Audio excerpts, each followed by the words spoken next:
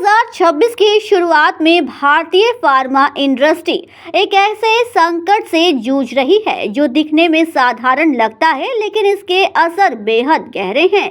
ये है energy based supply chain crisis, जिसकी जड़ें पश्चिम एशिया में बढ़ते भू राजनीतिक तनाव से जुड़ी है। अब सवाल ये है कि तेल और गैस की कीमतों का दवाइयों से क्या संबंध? दरअसल फार्मा सेक्टर पूरी तरह पेट्रोकेमिकल्स पर निर्भर है। दवाओं के केमिकल बेस से लेकर उनकी प्लास्टिक पैकेजिंग तक लगभग हर चीज तेल से जुड़े उत्पादों से बनती है। यही वजह है कि जैसे ही ऊर्जा की कीमतें बढ़ती हैं, दवाइयों की लागत भी तेजी से ऊपर चली जाती है। इस संकट का सबसे बड़ा असर इनपुट कॉस्ट पर पड़ा है।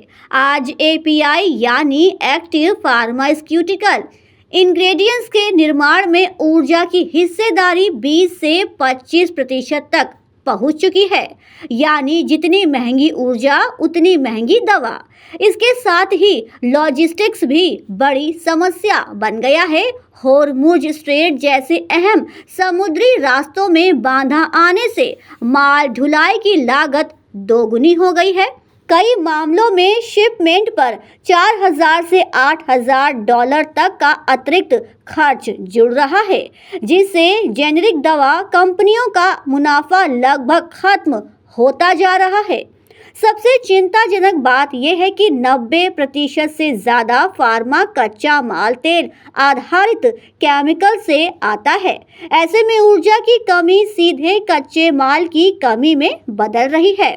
इसका असर सबसे ज़्यादा उन दवाओं पर पड़ रहा है जो रोज़मर्रा में इस्तेमाल होती हैं, जैसे पैरासीटामोल या एंटीबायोटिक्स। ये दवाएं कम मार्जिन पर बनती हैं और भारत में कीमतें पहले से नियंत्रित है। ऐसे में लागत बढ़ने के बावजूद कीमत बढ़ाना संभव नहीं, जिससे उत्पादन करना कंपनियों के लिए घाटे का सौदा बनता जा रहा है। यानी साफ है, ये संकट सिर्फ इंडस्ट्री तक सीमित नहीं, बल्कि आने वाले समय में आम लोगों की दवाइयों की उपलब्धता और कीमतों को भी सीधे प्रभावित कर सकता है। बिजनेस से संबंधित खबरों के लिए सब्सक्राइब करें इंडस्ट्रियल एम्पायर।